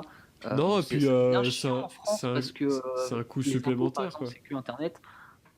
Si tu veux pas faire tes impôts chez toi sur internet, faut que tu ailles dans un centre qui te permette de le faire, mais c'est quand même par internet. Même si tu as un Oui. mec qui t'aide à le faire, ça reste sur internet. Donc oui, une personne sur 6 n'utilise pas internet, de façon Personnel. pas forcément quotidienne, mais, Bah, de façon personnelle, c'est-à-dire qu'elle a pas chez façon elle quoi. voilà, pas chez eux et voilà et c'est un problème parce que, il y a de plus en plus, de gens qui utilisent internet. Socialement parlant, c'est un problème, à moins qu'on soit assez âgé, c'est un problème, pour le social parce que, aujourd'hui quelqu'un qui n'est pas, qu'on peut pas contacter en ligne, ben, je vois par exemple, de temps en temps on organise des soirées, des petites soirées, voilà, tu invites tes potes, si, bah, ils ont pas, internet, que tu préviens pas du coup les potes qui n'ont pas internet, ils viennent pas à ta soirée, parce que tu as oublié de les prévenir. Toi, tu pensais avoir mis tout le monde sur ta conf Messenger et puis tout le monde n'utilise pas Messenger et puis du coup tu as oublié des gens. Bah, voilà, c'est Bah, un exemple un peu bête que je donne, mais, c'est enfin voilà et je dis pour une soirée, mais pas forcément pour une soirée, ça peut enfin, être pour plein de trucs, pour une petite pour sortie le n'importe quoi. midi. Donc voilà. Un Français sur 6, ça me paraît énorme, genre 10 millions de personnes. Bah, c'est vrai que ça me Bah, c'est pas paraît énorme, énorme, hein. mais après, Calcule la tranche d'âge de plus de 70 ans. ouais, voilà, c'est ce que j'allais dire. Ça fait pas 10 millions, mais, ça fait un gros chiffre, hein et je c'est pas loin de 10 millions d'ailleurs parce on est à 68 millions en France, un truc comme ça. Ouais, 67 peut-être. Donc, moi ça me paraît pas du tout improbable, hein, parce que des personnes, âgées, il y en a beaucoup. Parce que je rappelle, 70 ans, ça fait, né avant 1949. Il en reste encore pas mal, hein, qui sont nés, il y a eu un ouais. gros, gros boom, en 1945, quand j'y pense. Je sais plus.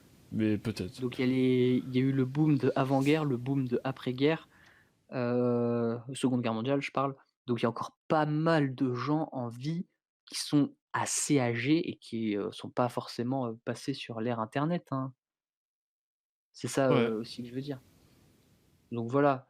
Bon, ce qui se passe, c'est que, ça devient un enjeu du coup public, de politique, hein, et qu'ils veulent lutter contre, l'illettrisme. Donc je rappelle le fait de pas l'électronisme. utiliser l'illectronisme, le fait de pas utiliser les technologies, dont internet surtout.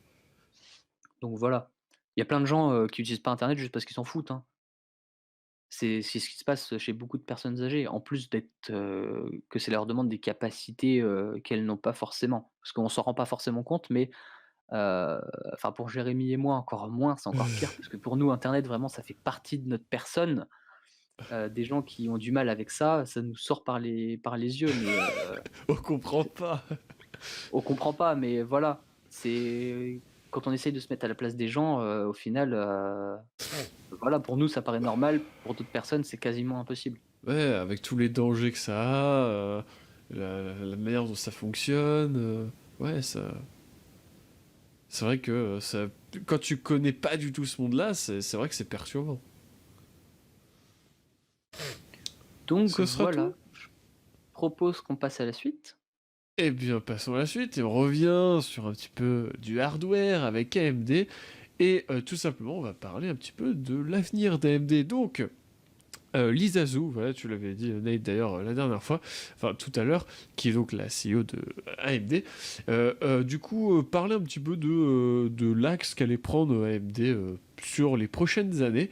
Donc, maintenant qu'ils ont déployé leurs 7 nanomètres, euh, bah, il n'y a rien à dire, voilà. Sur le côté CPU, bah, ils ont clairement pris le devant.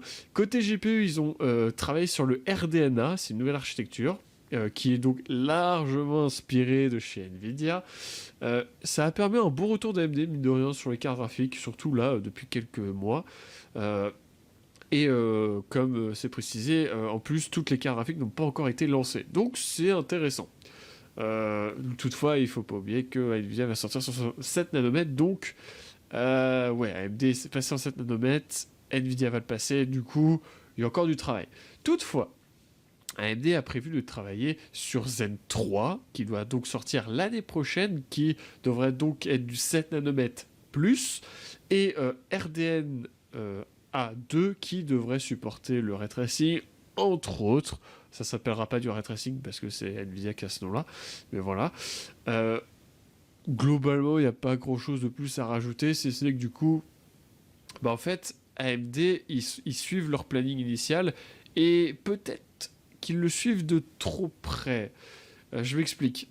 Le fait qu'ils aient autant d'avance, enfin, qu'ils avancent aussi vite, ça leur laisse très peu d'herbe sous le pied. C'est-à-dire que si demain Intel, bon, c'est pas là d'arriver, mais si demain Intel, par exemple, sort une nouvelle architecture en 7 nanomètres ultra pointilleuse, AMD pourra pas dire hey, nous aussi on arrive en 7 nanomètres alors qu'on était ou en 7 nanomètres plus, regardez toutes les innovations. Ils sortent tout dès qu'ils peuvent. Ce qui fait une force d'AMD actuellement, hein, qu'on se le dise.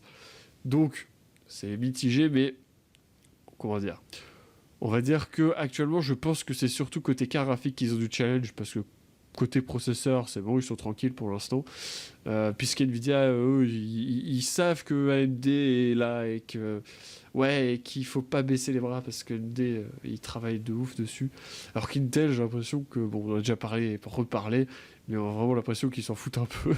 Enfin bref, ils s'en foutent pas, mais oui, ils font rien quoi. Donc voilà, c'est à peu près tout ce qu'il y avait à dire sur ça, mais c'est intéressant et ouais, à mon avis, AMD a un beau futur devant lui. Je sais pas ce que t'en penses.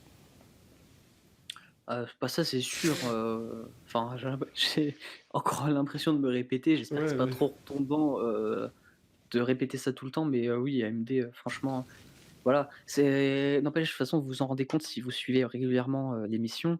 On parle beaucoup d'AMD, il y a quand même beaucoup d'annonces, genre tout le temps. Ah ouais, Enfin, AMD, ça s'arrête jamais.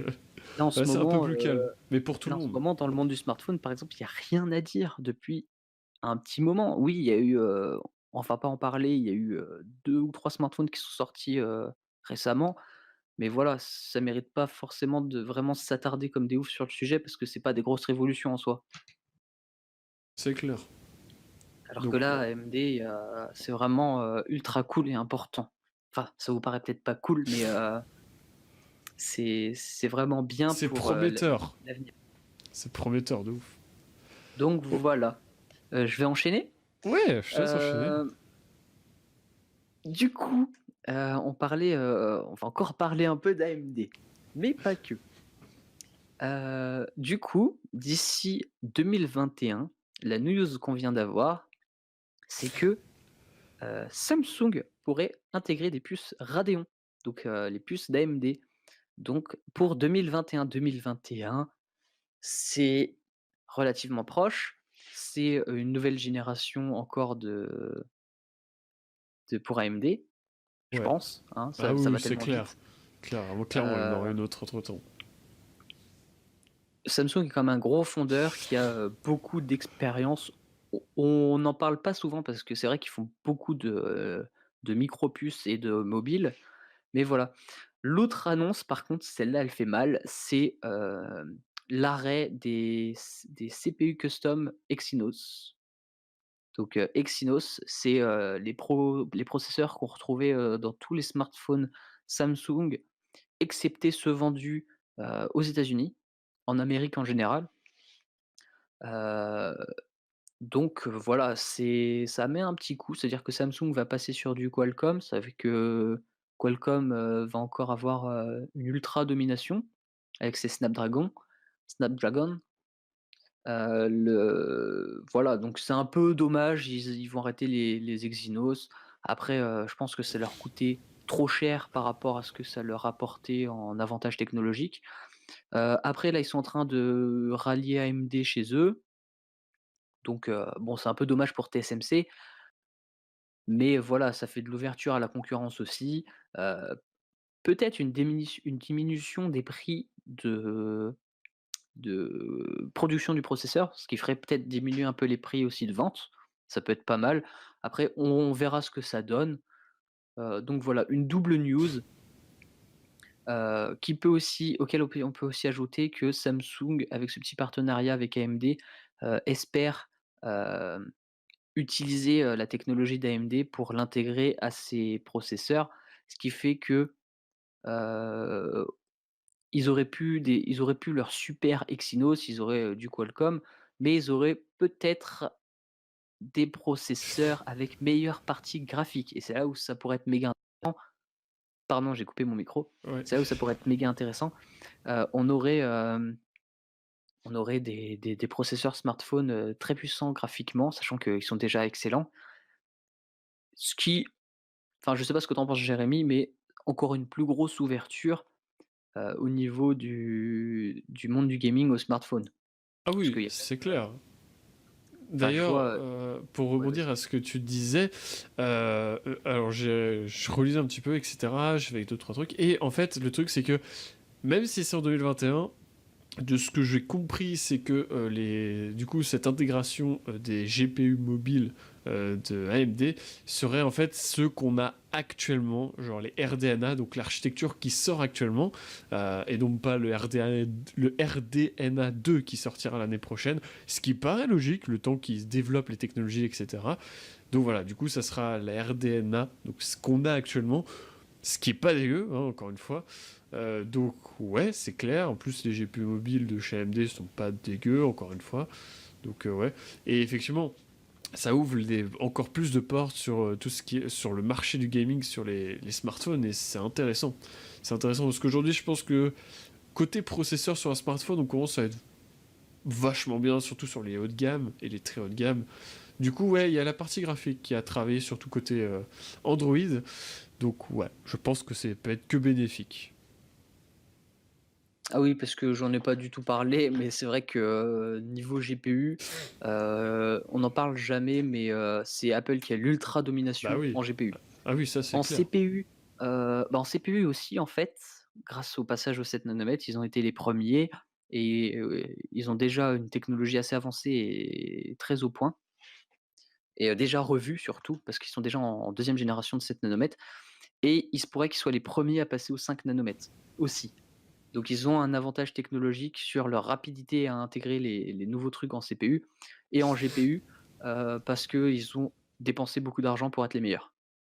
Mais non, mais on va pas se mentir, là, les autres concurrents, le problème, c'est que pour être les meilleurs, ils ont besoin de partenariats. Apple a réussi ce tour de force tout seul, enfin presque tout seul. Ils D'où ont quand les même une prix équipe qui élevés. est Mais c'est voilà. un autre débat. Oui, d'où le prix souvent, mais il y a pas que, il y a aussi la sécurité, ta vie, le respect de la vie privée et cetera. Enfin bref. C'est un autre débat, nous dirons. Et justement, Mais AMD fait sous-traiter les processeurs par qui? Par TSMC. TSMC. TSMC qui font pour, beaucoup trop de monde aujourd'hui. C'était Mais pas le cas il y a 5 ans, mais maintenant ils ont tout le monde chez eux, dont, les processeurs Kirin qui équipent, les smartphones de Huawei, et au nord. hem et Honor du coup, bah, par extension.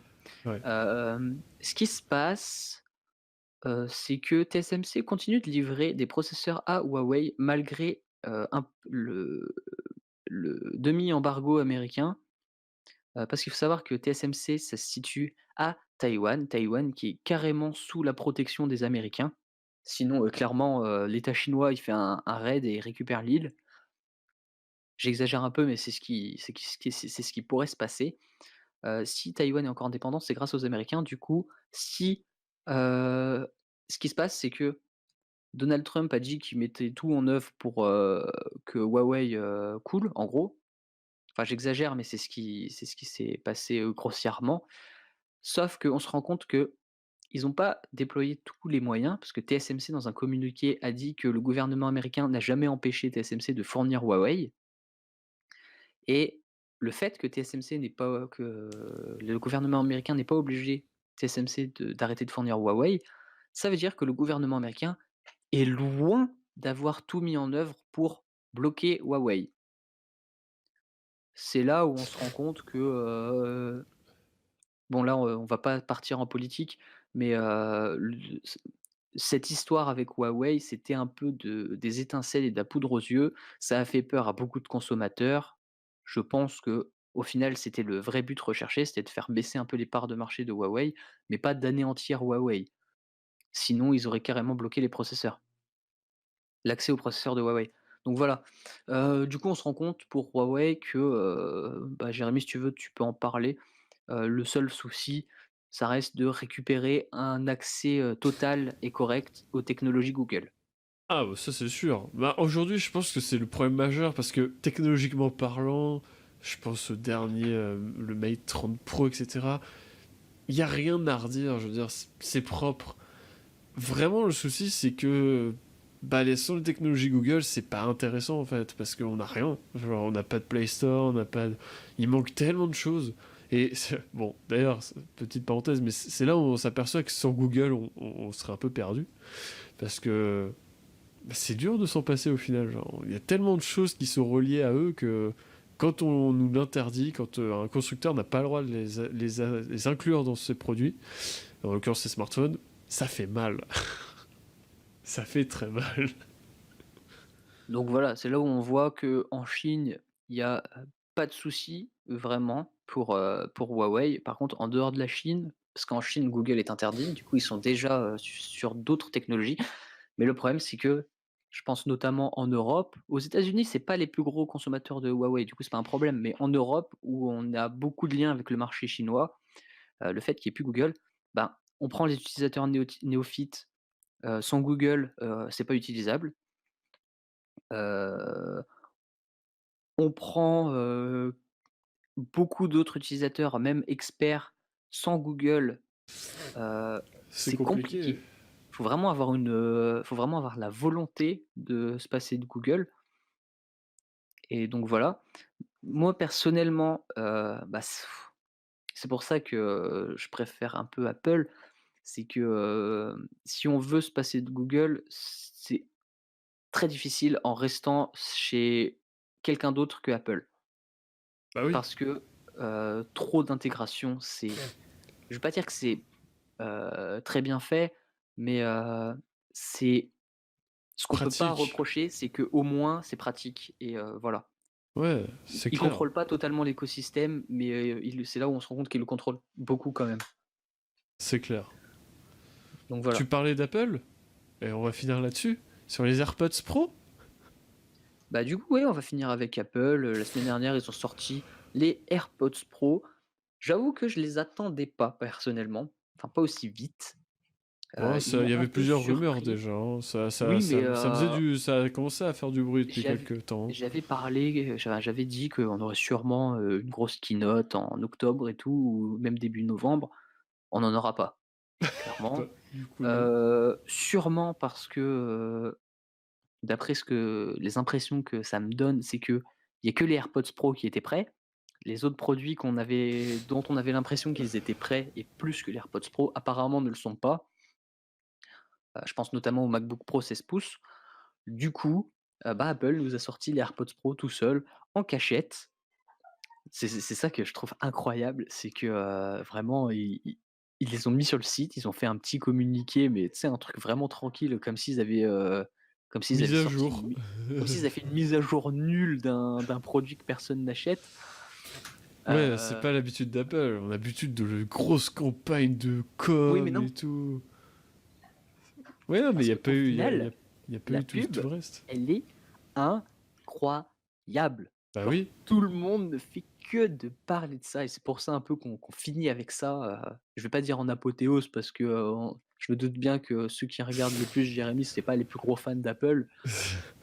Heu, c'est voilà, c'est aussi un peu marrant de faire ce genre de petite, enfin de jeux que j'aime bien donner mon avis là-dessus parce que je trouve ça drôle niveau marketingment parlant. Est-ce que ça se dit? On va dire que oui. Ça part un peu en steak cette fin d'émission, hein, mais Ça fait 1h40 qu'on parle, on n'en peut plus là, on est en craquage, hein. non mais voilà, je trouve ça j'ai toujours pas parlé d'AirPods Pro au final, hein, je fais que de parler du marketing d'Apple. Mais, Bah, pour faire simple, je vais le faire moi. C'est quoi? Il y a une réduction de bruit active, je crois, si je oui, dis pas de conneries. Et réduction de bruit active meilleure qui autonomie, je crois. Et puis, légèrement meilleure autonomie. voilà. En fait, c'est les principales améliorations. Alors, C'est gros changement par rapport à l'ancienne, aux AirPods 1 et au 1.2 j'ai envie de classique, dire, parce quoi. que c'est pas vraiment des AirPods 2. Hem, c'est plus les embouts que tout le monde adorait chez Apple, même les utilisateurs, d'Android, Je confirme. sans silicone, J'aime beaucoup ces embouts. C'est bien.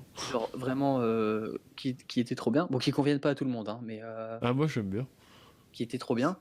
On passe à de l'intra-auriculaire, donc avec des bouts en silicone. Il y a quand même 3 tailles, donc ça va. En même temps, faire de la réduction de bruit sans ça, Ça serait compliqué, ouais. je suis obligé d'avouer que ce serait très, très compliqué, presque impossible. Hem, qu'est-ce qui se passe? Ils sont moins longs, Ouais, ils sont moins donc longs, ouais. C'est ce qui m'a choqué le plus, moi.